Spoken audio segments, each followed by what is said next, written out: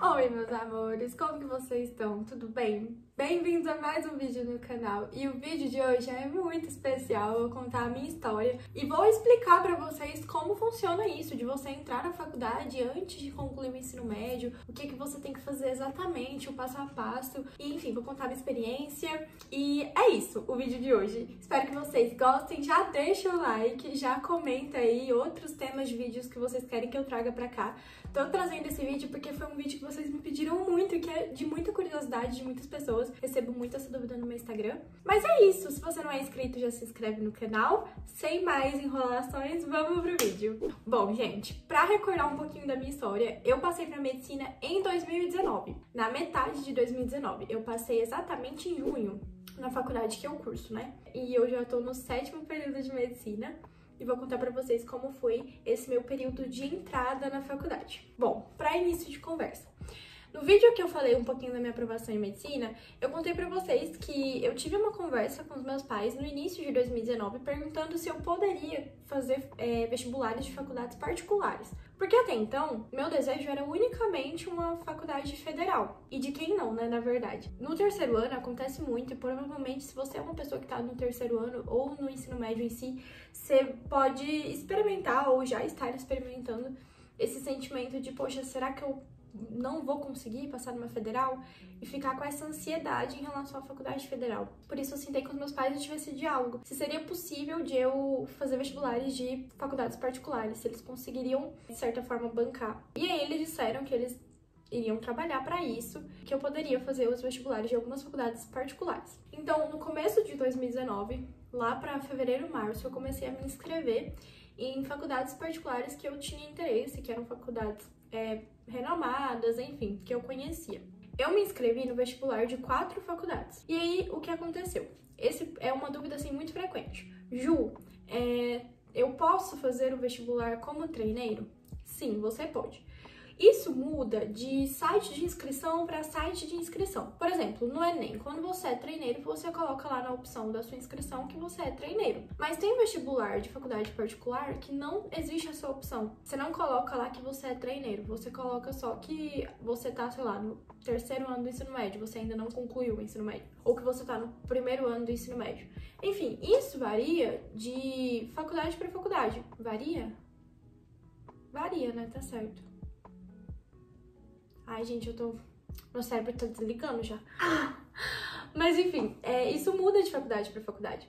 Os vestibulares que eu fiz foram todos assim, na inscrição eu colocava só qual série eu tava cursando, mas isso não impedia de fazer o vestibular, não existe esse impedimento, pelo menos não em relação às faculdades que eu fiz. E em relação ao Enem, eu sei que não existe esse impedimento de você cursar o Enem antes de fazer de ter concluído o ensino médio, porque eu também fiz o Enem antes de concluir o ensino médio e eu apertava a opção treineira. Me inscrevi nesses vestibulares lá em 2019. E aí eu fui fazer as provas desses vestibulares. As provas, elas ocorreram em abril e maio.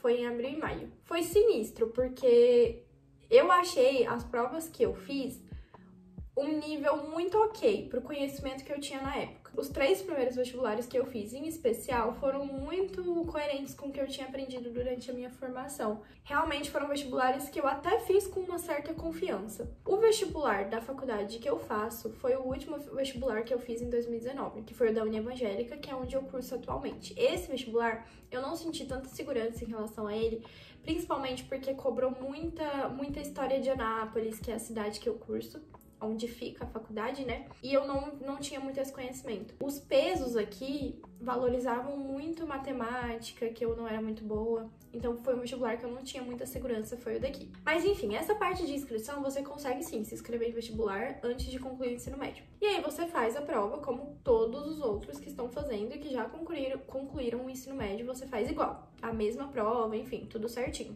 E o seu nome vai sair na lista junto com os dos outros, se você tiver conseguido nota suficiente para passar. Foi o que aconteceu comigo.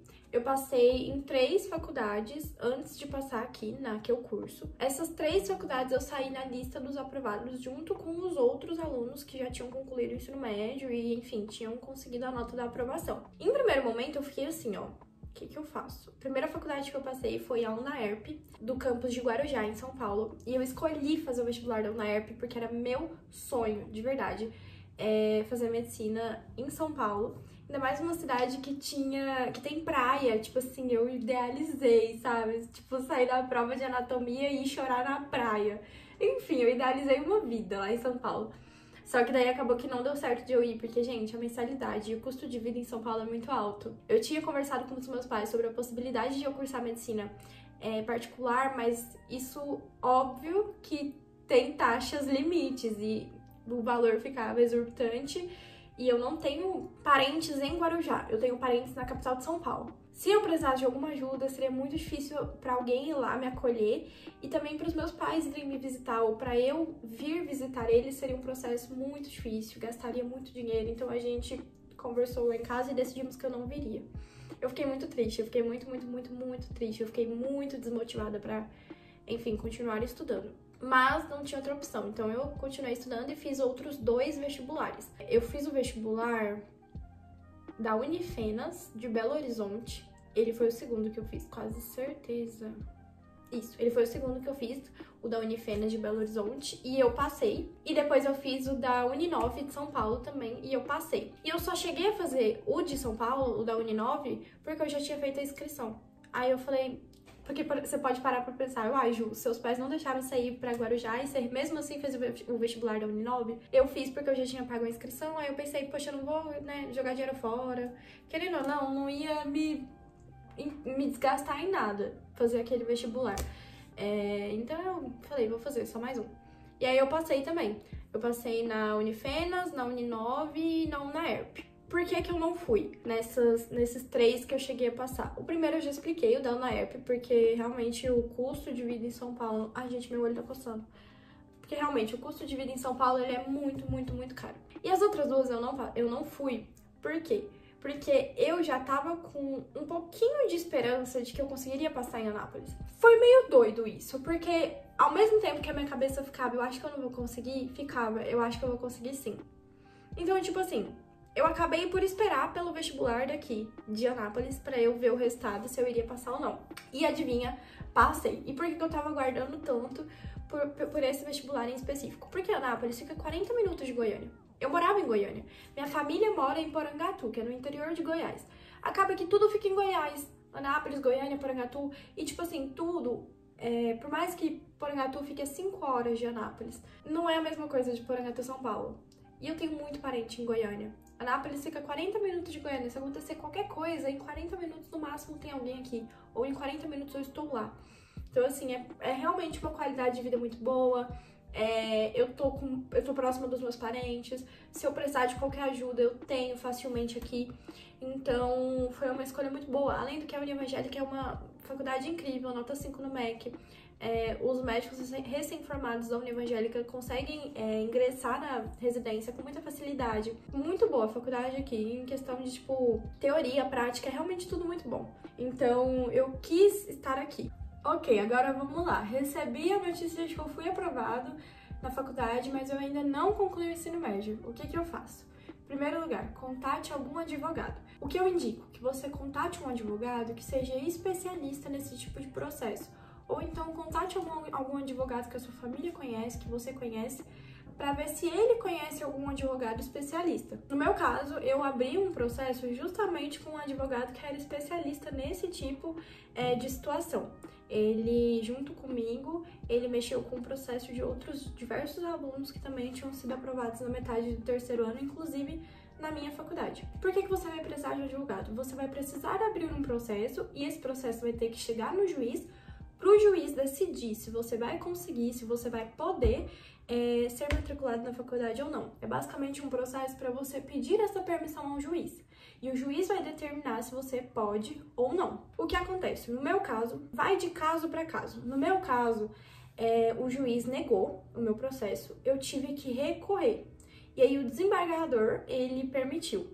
O juiz tinha negado meu processo porque ele tinha alegado que eu não teria nenhum malefício, que eu não perderia nada se eu deixasse de ir para a faculdade naquele momento, até porque eu nem tinha terminado o 3º ano. E aí, eu e os meus pais, a gente mesmo assim quis recorrer, porque realmente eu queria muito vir aqui para a Univangélica, então a gente recorreu, e quando você recorre, o desembargador, ele vai e toma essa decisão. Ele pode aprovar ou negar o seu processo, e aí se negar, infelizmente, você não vai poder se matricular.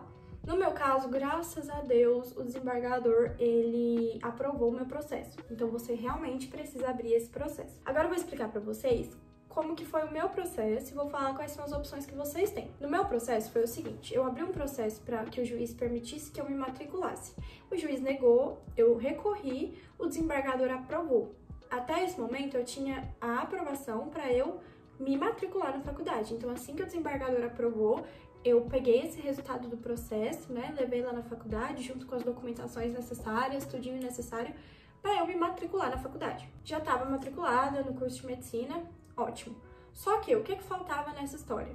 O certificado de conclusão do ensino médio. Porque para eu me formar, para eu pegar o meu CRM, eu preciso ter entregue para a faculdade o meu certificado de conclusão do ensino médio, senão eu não formo. Tem alguns documentos na faculdade que você precisa entregar. Tipo identidade, título de eleitor, o seu histórico escolar, o seu certificado de conclusão do ensino médio.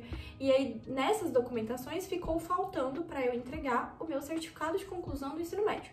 Mas isso não impediu de fazer a minha matrícula, até porque o juiz tinha permitido, o desembargador tinha permitido que eu me matriculasse, então minha matrícula estava feita. Só que ficou acordado, eu fiz um acordo com a faculdade de que eu tinha um prazo.